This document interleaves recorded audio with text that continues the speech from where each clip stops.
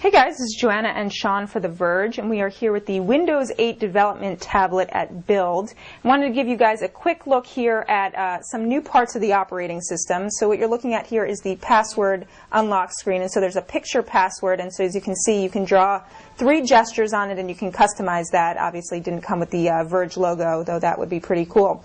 So this is the start screen. Basically it's going to look familiar to anyone who's used Windows Phone 7, obviously using the Metro UI and all these live tiles. So all of these are pulling in.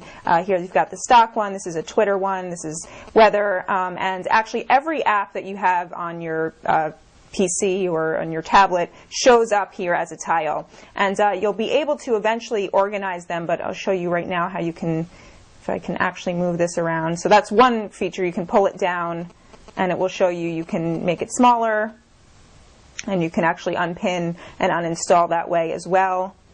We have not figured out how to actually back out of that, so just to show you how to move this again, so you can, supposed to be able to bring it up, but they're really sticky and do not like to separate from their friends. But you can move it that way. You can also move it up and then use another finger to pan, which is sort of cool. But yeah, like I'm saying, they really like to stick together. But eventually you'll actually be able to zoom out, and you'll be able to organize them by different categories, though that's not working right now. So other things to sort of show you is jumping back to the desktop, and obviously they have not cut out the regular Windows 7 desktop, so obviously looks a lot like Windows 7 here, and you can just get back here where you'd usually find the start menu. It replaces the start menu, basically. Yeah, totally replaces the start menu, and the desktop is an app, as we've heard many times today from some executives at Microsoft. So in terms of pulling other apps in, and so they're focusing a lot on full screen apps, and just to show you there, if I can pull it in right, you can cycle through your apps like this. So just to show you on the sides, you've got, on this side you can pull in apps. On this side, you've got to be in another app there.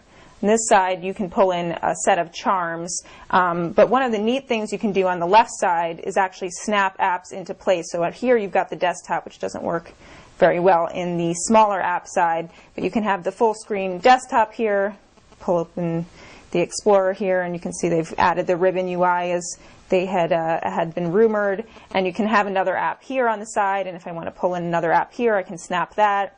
So that works pretty well, and I really like the ability to resize. I think that's pretty cool. Obviously, that's not going to be ideal for reading a website, but you can see that as you pull in, you should be able to pull in another app and snap it there. So that works really well. It's one of the things that they seem to have worked pretty hard on. It seems really stable at this point. And then just getting back to the start menu, you can always get back that way. You can use the button, the physical hardware button here on this tablet. Now we'll show off Microsoft Internet Explorer 10 and a couple of the other gestures available here. If I jump in, you can see we've still got our This Is My Next website and the desktop snapped here. If I shove that out of the way, I can show you the pull-down gesture, which is basically like the right-click on other versions of Windows. And actually, right-click does the same thing. Pulls up contextual menu where you can refresh the page, enter in new URLs, sort through your tabs, pin websites, and I can actually swap between the tabs here and bring up a brand new one and show off the software keyboard. You'll probably be familiar with software keyboard if you've seen Windows Phone 7 before. It's as nice and responsive as those were, but you can also switch out of here to a split thumb keyboard if you've got your thumbs on either side of the device.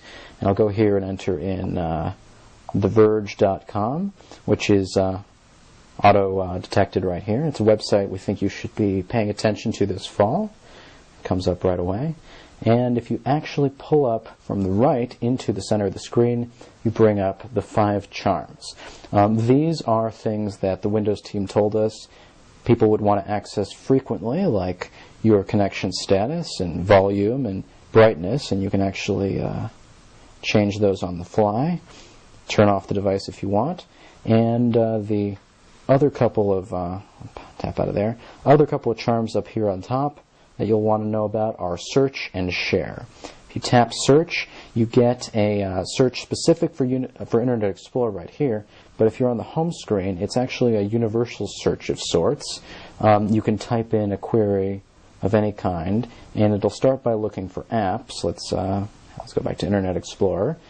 Find that automatically, but you can flip through settings or files, or even look for tweets or pictures related to Internet Explorer if web browsers are what you're looking for.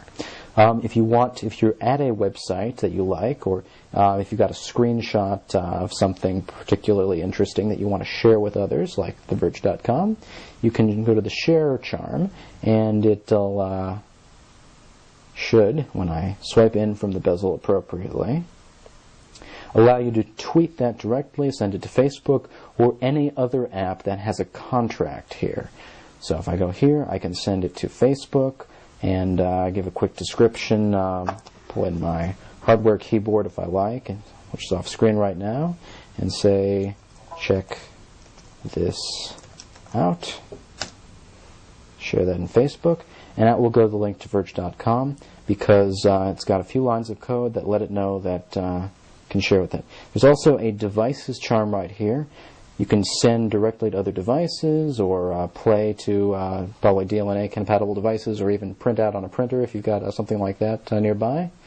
And that's what charms are like.